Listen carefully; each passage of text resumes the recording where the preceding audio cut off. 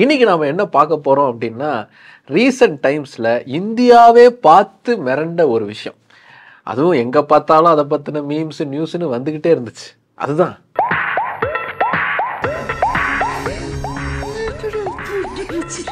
Sorry Rajini dance ஆடின event. அம்பானியுடைய மகன் திருமணம் ரொம்ப பிரம்மாண்டமா நடந்துச்சு. வேற லெவலுக்கான ஒரு லக்ஸூரியஸா அது இருந்துச்சு. எவ்வளவு பணம் அவங்க கிட்ட இருக்குன்னு கொட்டி காட்டுற மாதிரி அந்த திருமணம் இருந்துச்சு அப்படிங்கிற மாதிரி ஏகப்பட்ட நியூஸுங்கிறது வந்துகிட்டே இருந்துச்சு. அப்படி வந்து நியூஸோட சேர்த்து ஜியோ யூசர்ஸை வச்சு மீம்ஸ்லாம் கூட அதிகமாக வந்துச்சு. என் பையன் கல்யாணத்துக்கு எவ்வளவு செலவாச்சு? 1000 கோடி. அந்த செலவை 5000 கோடிக்கு மேல அவர் செலவு பண்ணியிருக்காரு இந்த திருமணத்துக்காக அப்படின்னு சொல்றாங்க. இவ்வளவு தூரம் அவர் செலவு பண்ணி எதுக்கு இந்த திருமணத்தை நடத்தணும்? இது வீண் செலவு தானே, வெட்டி செலவு தானே, தேவையில்லாத ஒன்று தானே அப்படின்னு ஏகப்பட்ட விமர்சனங்கள் அப்படிங்கிறது வைக்கப்படுது. அதே சமயத்தில் அவர் ரொம்பலாம் செலவு பண்ணலங்க, ரொம்ப கம்மியாக தான் செலவு பண்ணியிருக்காரு, இதை விட அவரால் அதிகமாக செலவு பண்ண முடியும் அப்படின்னு இன்னொரு பக்கம் வந்து பேச்சுங்கிறது அடிப்படுது. இதில் அம்பானி பண்ணது உண்மையிலேயே செலவுகளா அப்படின்னு பார்த்தா இல்லை. இது அவருக்கு ஒரு இன்வெஸ்ட்மெண்ட் மாதிரி தான் இருக்குது. இதை வச்சு எப்படி அம்பானி நிறுவனம் மிகப்பெரிய அளவுக்கு லாபம் பார்க்க போகிறாங்க அப்படிங்கிறத தான் இன்றைக்கி நம்ம முழுசாக பார்க்க போகிறோம். Welcome to big man Bogan. நான் உங்கள் போகன். ஆனந்த் அம்பானி ராதிகா மர்ச்சன்ட்டுடைய திருமணம்ங்கிறது முகேஷ் அம்பானி குடும்பத்தாருக்கு உண்மையிலேயே செலவா இல்லை மிகப்பெரிய வரவா அப்படிங்கிறத இன்றைக்கி முழுசாக பார்த்துடலாம் வாங்க.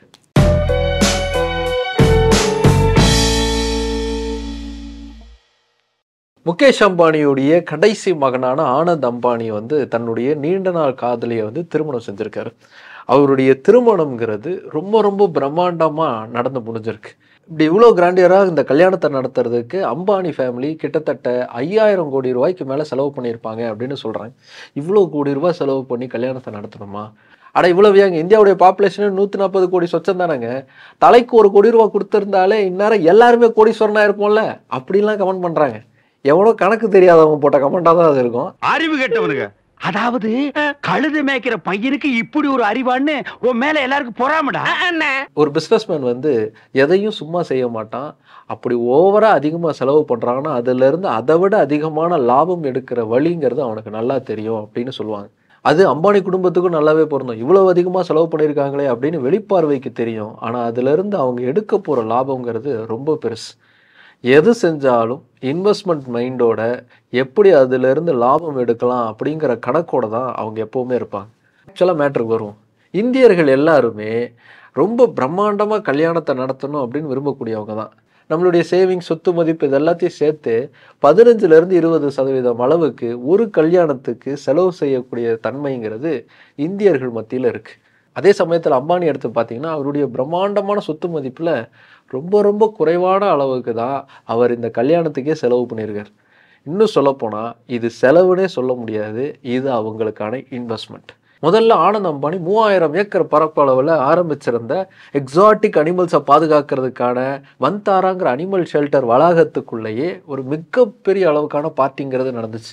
இந்தியாவுடைய முக்கியமான தலைவர்கள், என்டர்டெயின்மெண்ட் இண்டஸ்ட்ரியில் இருந்த பல முக்கியமானவர்கள், உலக அளவில் பிஸ்னஸில் கூட வச்சுக்கிட்டு இருந்த பல பேர் வந்து அதில் கலந்துக்கிட்டாங்க.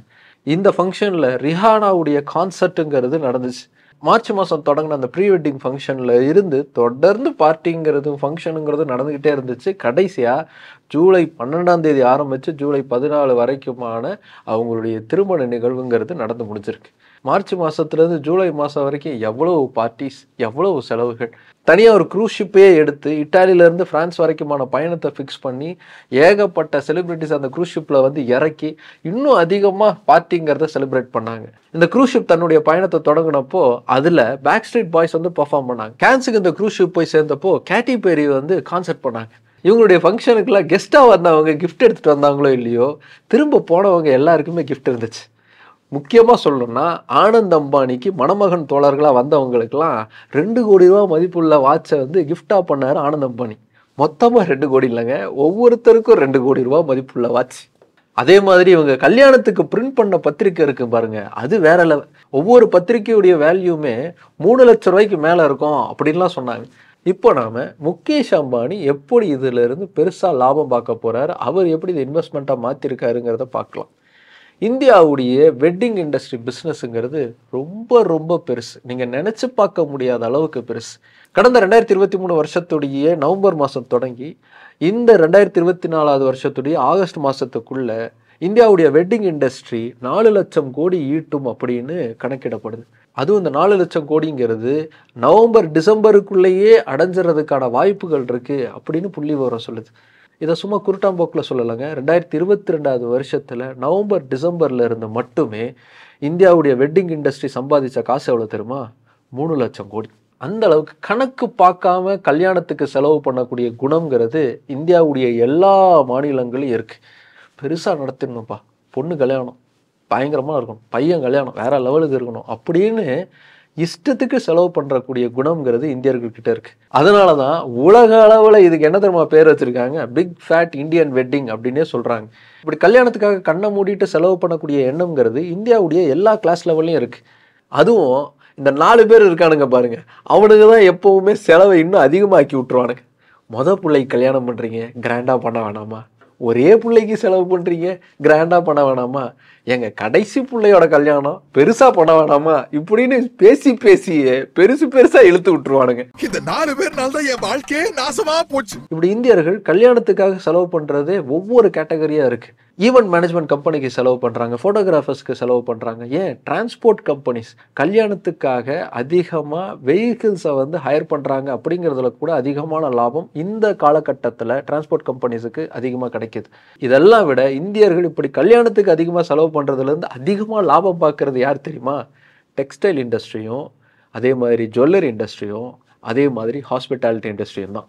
டெக்ஸ்டைல் இண்டஸ்ட்ரி இந்த கல்யாண சீசன் டைமில் மட்டுமே அவங்களுடைய லாபத்தில் 30% அதிகமாக சம்பாதிக்கிறாங்க. அதுவும் இந்த ஹோட்டல் இண்டஸ்ட்ரீஸ் இருக்குல்ல, வரக்கூடிய சொந்தக்காரங்களை தங்க வைக்கிறதுக்காகவே கல்யாண சீசனில் தான் அதிகமாக இந்த மாதிரி ஹோட்டல்ஸ்லாம் புக் ஆகுது. ஹோட்டல் இண்டஸ்ட்ரியுடைய ஒட்டுமொத்த வருமானத்தில் 12% 40% வருமானம் அப்படிங்கிறது இந்த கல்யாண சீசனை வச்சு மட்டும்தான் அவங்களுக்கு கிடைக்குது. இது சின்ன சின்ன ஹோட்டலுக்குன்னு மட்டும் நினச்சிக்காதீங்க, பெரிய பெரிய 5 ஸ்டார் ஹோட்டலுக்கு கூட இதே நிலமை தான். உதாரணத்துக்கு டெல்லியுடைய ஃபரிதாபாத்தில் ஆரம்பிக்கப்பட்ட மேரியாட் ஹோட்டலுக்கு 15% லாபம் அப்படிங்கிறது அவங்களுக்கு இந்த கல்யாண புக்கிங்கில் இருந்து மட்டுமே ஒரு வருஷத்துக்கு கிடைச்சது. இப்படி ஏகப்பட்ட இண்டஸ்ட்ரி வெட்டிங் இண்டஸ்ட்ரியை சார்ந்து தான் செயல்பட்டுக்கிட்டு இருக்கு. அந்த அளவுக்கு மிகப்பெரிய அளவுக்கு பிஸ்னஸாக இன்னைக்கு இந்தியாவுடைய வெட்டிங் இண்டஸ்ட்ரின்னு மாறிடுச்சு. அதனால தான் இந்திய பிரதமர் மேக் இன் இந்தியா மூவ்மெண்ட் மாதிரி வெட் இன் இந்தியாங்கிற ஒரு மூவ்மெண்ட்டை 2024 ஆரம்பிச்சார். मेक इन इंडिया जैसे है ना, वैसे ही एक मूवमेंट चलना चाहिए, वेड इन इंडिया. இந்தியாவுக்கு கல்யாணம் பண்ணுங்க, அது உங்களுக்கு சூப்பராக இருக்கும், ஏன் ஃபாரினுக்கு போயெல்லாம் கல்யாணம் பண்ணுறீங்க அப்படின்னு இந்தியாவில் வெட்டிங் டூரிசத்தை அதிகமாக்குறதுக்கு இந்தியன் கவர்மெண்ட்டே களமிறங்கி வேலை செய்யுது. இப்படி தோராயமாக ஒரு சராசரி இந்திய குடும்பம் தன்னுடைய ஒட்டுமொத்த சேவிங்ஸ்ல இருந்து 15% 20% ஒரு கல்யாணத்துக்கு செலவு பண்ணுது. அப்போ 3 பிள்ளைங்க இருந்தாங்கன்னா 60% அதிலே காலி ஆகிடும். அந்த அளவுக்கு கல்யாணம் அப்படிங்கிறது இந்திய குடும்பங்களுடைய காசை கரைச்சிக்கிட்டு.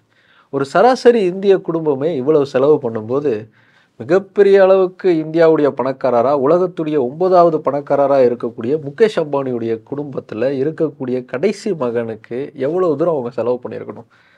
குறைஞ்சது ஒரு 30% அவங்க செலவு பண்ணியிருக்கணும் இல்லையா? அதான் இல்லை. தன்னுடைய ஒட்டுமொத்த சொத்து மதிப்பில் 1% குறைவான தொகையை தான் முகேஷ் அம்பானி தன்னுடைய மகனுடைய கல்யாணத்துக்கு செலவு பண்ணியிருக்கார். ஆவரேஜாக 0.5லேருந்து 1% அளவுக்கு தான் அவர் செலவு பண்ண தொகை அப்படிங்கிறதே வரும் அப்படின்னு சொல்கிறாங்க. 5000 கோடி எப்படி ஸ்ப்ளிட் ஆயிருக்குன்னா 1200 கோடி ரூபா அப்படிங்கிறது லாஜிஸ்டிக்ஸுக்கு மட்டுமே அவங்க செலவு பண்ணியிருக்காங்க. மீதி இருக்கிற பணம்லாம் பர்ஃபார்ம் பண்ணிட்டு போனாங்களே செலிப்ரிட்டிஸ், அவங்களுக்கான பேமெண்ட்டு, அவங்களுடைய ஹாஸ்பிட்டாலிட்டி காஸ்ட்டு இதெல்லாம் அதில் வந்திருக்கு. அதோட இந்த கல்யாணத்துக்காக அம்பானி ஃபேமிலி பண்ண ஷாப்பிங்ஸ் எல்லாம் கூட இதுக்குள்ளே தான் அடங்கியிருக்கு அப்படின்னு சொல்கிறாங்க. இதெல்லாம் போக இந்த ப்ரீ வெட்டிங் ஃபங்க்ஷன் ஆரம்பித்ததுலேருந்து இந்த கல்யாணம் முடிகிற வரைக்கும் தினமும் 5000 பேருக்கு இலவசமாக உணவுங்கிறத பரிமாறியிருக்காங்க. 50 பேருக்கு கல்யாணம் பண்ணி வச்சுருக்காங்க. அப்படி கல்யாணம் பண்ணி வச்சவங்களுக்கு 1 வருஷத்துக்கு இலவசமாக அவங்களுக்கு தேவையான மளிகை சாமான்ங்கிறது வழங்கப்படும் அப்படின்னு சொல்லியிருக்காங்க. இது எல்லாத்தையும் சேர்த்து தான் இந்த 5000 கோடிங்கிறது செலவிடப்பட்டிருக்கோம் அப்படின்னு சொல்லப்படுது. ஆனால் இவ்வளவு செலவும் அம்பானியுடைய ஃபேமிலிக்கு செலவே கிடையாது. வெறும் பணத்தை அடிப்படையாக வச்சு மட்டும் இதை நான் சொல்லலை. இது அவங்களுக்கான இன்வெஸ்ட்மெண்ட். இதிலிருந்து எப்படி பெருசாக லாபம் பார்க்க முடியும் அப்படிங்கிறது அவங்களுக்கு நல்லாவே தெரியும். சிம்பிளாக ஒரு உதாரணம் சொல்கிறேன். 2010 ஐஎம்ஜி அப்படின்னு ஒரு ஸ்போர்ட்ஸ் மேனேஜிங் கம்பெனிங்கிறது உலக அளவில் இருக்குது. அந்த கம்பெனியோட ரிலையன்ஸ் வந்து டைப் பண்ணி ஸ்போர்ட்ஸ் இண்டஸ்ட்ரிக்குள்ளே காலடியை எடுத்து வைக்கிறாங்க. இந்தியாவில் இருக்கக்கூடிய யங் டேலண்ட்ஸுக்கு நல்ல தரமான ட்ரைனிங் தர்றது தான் எங்களுடைய நோக்கம் அப்படின்னு சொல்லி தான் ரிலையன்ஸ் ஐஎம்ஜி அப்படிங்கிறது ஆரம்பிக்கப்பட்டுச்சு. சேவை மனப்பான்மையோடு உள்ளே வரோம் அப்படின்னு அப்போது உள்ளே சொல்லிக்கிட்டு வந்த ரிலையன்ஸ் தான் இன்னைக்கு அதே ஸ்போர்ட்ஸ் இண்டஸ்ட்ரியுடைய மிக முக்கியமான ஒரு நிறுவனமாக மாறிட்டாங்க. ஐபிஎல்லுடைய ப்ராட்காஸ்டிங் ரைட்ஸுங்கிறது இன்றைக்கி அவங்கக்கிட்ட தான் இருக்குது. ஆரம்பத்தில் உங்களுக்கு ஸ்போர்ட்ஸ் இண்டஸ்ட்ரியில் பெருசாக அனுபவம் இல்லை அப்படின்னு சொல்லி ப்ராட்காஸ்டிங் ரைட்ஸை ரிலையன்ஸுக்கு தர்றதுக்கு யோசித்தாங்க பிசிசிஐ. ஆனால் அது ஒரு காலம். இன்றைக்கி பிசிசிஐயுடைய செல்ல பிள்ளையாக ரிலையன்ஸுங்கிறது மாறி இருக்கு. ஸ்டார் ஸ்போர்ட்ஸ் மட்டும்தான் கிரிக்கெட்டை இந்தியாவில் ப்ராட்காஸ்டிங் பண்ணுறதில்ல கை தேர்ந்தவங்க, அவங்கள அடிச்சுக்கவே முடியாதுன்னு பிசிசிஐ எப்போவும் ஸ்டார் ஸ்போர்ட்ஸை பக்கத்துலேயே வச்சுக்கிட்டு இருந்துச்சு. ஆனால் இன்றைக்கி ஸ்டார் ஸ்போர்ட்ஸுடைய ஓனராகவே ஜியோங்கிறது மாறிடுச்சு. வெறும் ஸ்டார் ஸ்போர்ட்ஸ் மட்டும் இல்லை, ஒட்டுமொத்த ஸ்டார் குரூப்புமே இன்றைக்கி ஜியோ கீழே தான் இருக்குது. ஆனால் 2010 இப்படி இவங்க மாறுவாங்க அப்படின்னு யாராவது யோசித்து பார்த்துருப்பாங்களான்னு கேட்டிங்கன்னா கண்டிப்பாக கிடையாது. அதுதான் ஜியோவுடைய பலம், ரிலையன்ஸுடைய பலம், முகேஷ் அம்பானியோடைய மூளை. இதை ஒவ்வொரு முறையும் முகேஷ் அம்பானி ப்ரூவ் பண்ணிக்கிட்டே இருந்திருக்கார். ஆனந்த் அம்பானியுடைய கல்யாணம் மட்டும் இவ்வளோ பிரம்மாண்டமாக நடக்கலை. இதுக்கு முன்னாடி அவருடைய மகளுடைய திருமணமும் இதே அளவுக்கு பிரம்மாண்டமாக நடந்துச்சு. இஷா அம்பானியுடைய திருமணம்ங்கிறது 2018 நடந்துச்சு.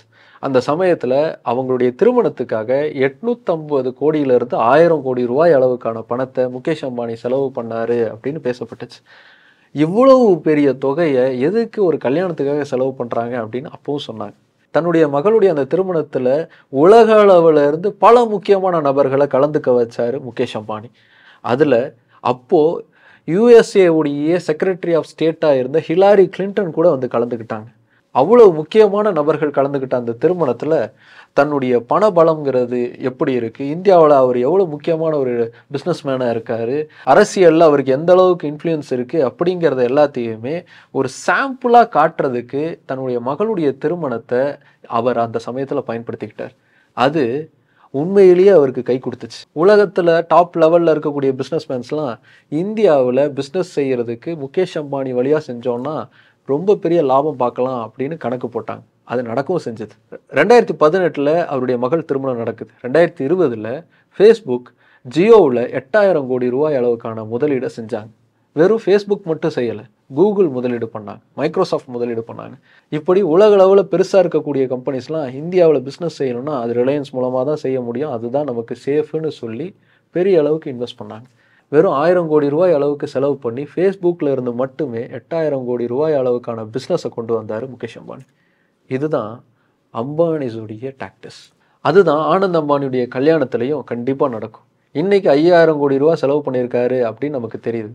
ஆனால் எவ்வளவு பெரிய நெட்வொர்க் அவர் உருவாக்கியிருக்காரு பாருங்கள். இன்டர்நேஷ்னல் லெவலில் இருக்கக்கூடிய முக்கியமான செலிப்ரிட்டிஸ் எல்லாருமே இன்றைக்கி அவருடைய இல்ல திருமணத்தில் வந்து கலந்துருக்காங்க. அதே மாதிரி உலக அளவில் இந்த கல்யாணத்தை பற்றின பார்வைங்கிறது பேசப்படுது.